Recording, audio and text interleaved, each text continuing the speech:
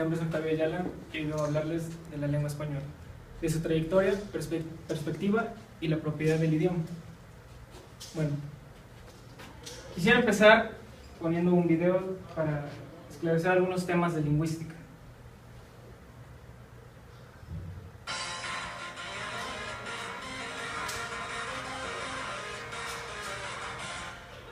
We all know basically what language is. It's that thing you do when you know something and someone else doesn't know something, so you flap your tongue around and suddenly they know the thing. Or in the case of sign language, you wave your arms around, or for written language, you draw lines on things. And I guess there's also like Morse code and stuff. And okay, back up. Let's try this again. A language is a system of communication, a set of norms for turning ideas and information into symbols, and different languages are different such systems. Okay, but people in England call elevators lifts, so that means they have a different system for turning information into symbols. So do they speak a different language? Well, no, of course not. The Brits might have a few different words for a few different things, but for the most part they call stuff by the same words we do, and also for the most part have the same grammar we do. Okay, but it's not just those words. They pronounce basically all of their words differently than we do, saying beta instead of better, bath instead of bath, the list goes on. Yeah, but that's just minor differences in pronunciation. You still know what British people mean when they say bath instead of bath. That means we're not dealing with different languages, just different accents, right? And here, we get to the rule that linguists actually use to distinguish between languages: mutual intelligibility. If two people can't talk to each other and understand each other, then there is no mutual intelligibility and they're speaking different languages. If, on the other hand, they can communicate with each other, then there is mutual intelligibility and they're speaking the same language. It's worth noting, though, linguists don't really like using the term accent in this context. If two people speak differently but can still understand each other, then they pretty much always say that they speak two different dialects. This is because the term accent carries this connotation of wrong or weird, or at the very least non-standard, which is the sort of cultural value judgment we should probably be trying to avoid. So, that pretty much covers it. Languages are defined by mutual intelligibility. Come back for my next video. Okay. Como pudimos ver en el video, el saber otros idiomas nos abre las puertas a diferentes perspectivas y pues el lenguaje en sí es la base es uno de los principales pilares en los cuales basamos la concepción del mundo en el que existimos. Pero el hablar otro idioma aumenta nuestras perspectivas.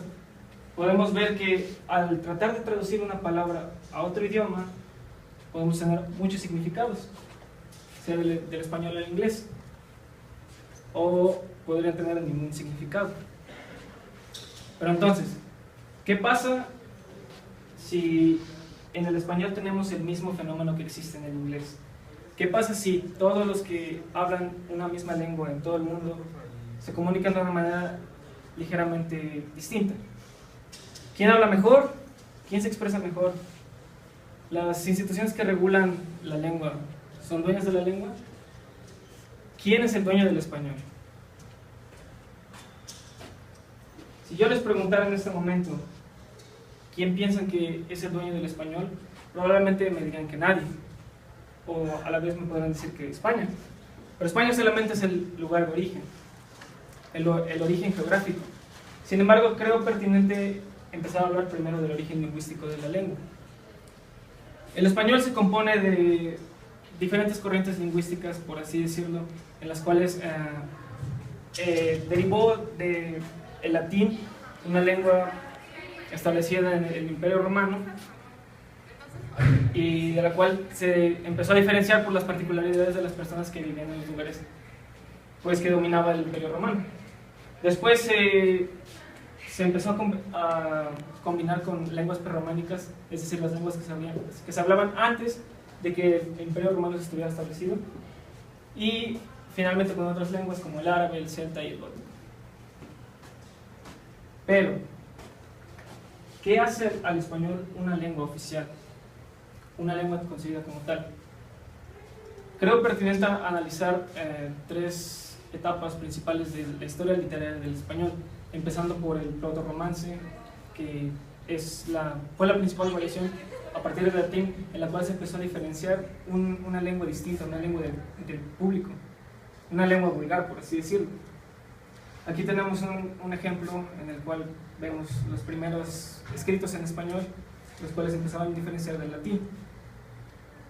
La siguiente etapa más importante del español, o bueno, el dialecto de castellano, fue cuando el español o castellano se empezó a utilizar como una lengua administrativa, una lengua formal. Sirvió como estandarte para la guerra de reconquista de España. Y pues uno de los ejemplos más famosos que podemos ver es el Cantar del Mio Cid. Aquí podemos ver cómo se empezaba a diferenciar y se empezaba a parecer más al español que hablamos actualmente y empezaba a diferir más del latín. La tercera época, y probablemente la más importante que tenemos, es la actual, en la cual el dialecto castellano se mezcló con otros dialectos y formó una lengua, o bueno, un idioma ya de una población total, es decir, una lengua nacional, la cual se podía expresar en términos administrativos, en términos culturales, poéticos, formaba una identidad nacional. La cúspide de esta etapa se ve en los estudios de lingüística de Nebrija, los cuales reflejan cómo el español fue la primera lengua que empezó a analizar de manera crítica la lingüística de las lenguas europeas modernas, como se conciben hoy en día. Además, la dispersión, digamos, del español se debe también a la exploración y conquista de América. Y un suceso también importante, del cual hablaré más adelante, es la constitución de la Real Academia Española en 1713, que es la institución que regula nuestra lengua actualmente. Sin embargo, quiero que analicemos algo. Las personas que se fueron de España a América a conquistar se llevaron sus dialectos, se llevaron su idioma con ellos. Y obviamente por aislamiento, por distancia geográfica, por distancia espacial, iban a empezar a evolucionar las lenguas que se quedaran en España y las lenguas que se quedaran en América. ¿Cuál de estas es mejor? ¿Cómo podemos definir eso? Hay un dato: 40 millones de hispanohablantes. De los 40 millones, 400 millones de hispanohablantes, solamente un 10% de ellos es de España. Entonces eso significa que la lengua es más americana, a pesar del pasado histórico, a pesar del pasado geográfico. Entonces nos preguntamos, ¿de quién es el español entonces? Si pudiéramos analizar esto con una alegoría, podríamos verlo de la siguiente manera: de estos dos pájaros que evolucionaron del pájaro de hasta arriba, ¿cuál de ellos es mejor? ¿Cuál es una evolución más fiel del otro? La verdad es que no se puede contestar. Estas comparaciones no son pertinentes. Ninguno de ellos es el pájaro original y ninguno de ellos es mejor o peor. Entonces, ¿de quién es el español? El español es de todos. El español es de las personas que hablan, de las personas que lo ocupan todos los días, de las personas que tienen la voluntad de aprenderlo, de utilizarlo en la vida cotidiana. De ellos es el español. Y todos tenemos una parte en su progreso. Ahora, volviendo a la RAE, hay que rendir honor a quien honor merece. La RAE ha hecho un esfuerzo titánico por mantener la unión en la lengua, en que no evolucione de manera errónea o, digamos, que vulgar. Ha hecho un plausible esfuerzo en mantener la cohesión entre los hablantes, entre los hispanohablantes.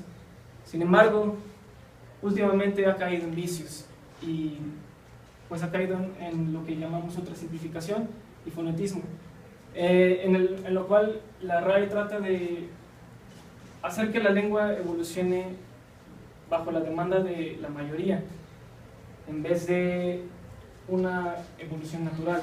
Es decir, ya estamos hablando de que empieza a quitar acentos que realmente sí tenían una utilidad, o empieza a aceptar palabras como aiga, que son muy esparcidas por todos los hablantes, pero no son correctas. Lo hacen en detrimento del patrimonio cultural, digamos que latino y etimológico del español. Hemos pasado de un descriptivismo, de describir la lengua, a un descriptivismo. Es decir, la RAE quiere que todos hablen de una manera en la que nadie realmente habla. No es un análisis pertinente ni realista de la lengua. Yo quiero invitar hoy a todos los hispanohablantes a pensar en un futuro no muy remoto. Vivimos en un mundo globalizado en el cual la sociedad atribuye un valor gigantesco a la información, a la comunicación. Realmente hoy en día ya no es un tabú comunicarnos con personas de España, de otros países que tienen un matiz distinto en su español, o por así decirlo, de manera prejuiciosa, su acento. las telecomunicaciones, las tecnologías de telecomunicaciones han acelerado este proceso de comunicación y de habituarse. Pero yo quiero que consideren esto.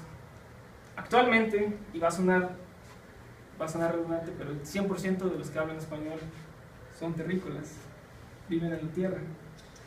Entonces díganme ustedes qué va a pasar cuando la humanidad llegue a otros planetas. El español que se lleven allá va a ser diferente, porque se va a aislar por las diferencias espaciales, principalmente.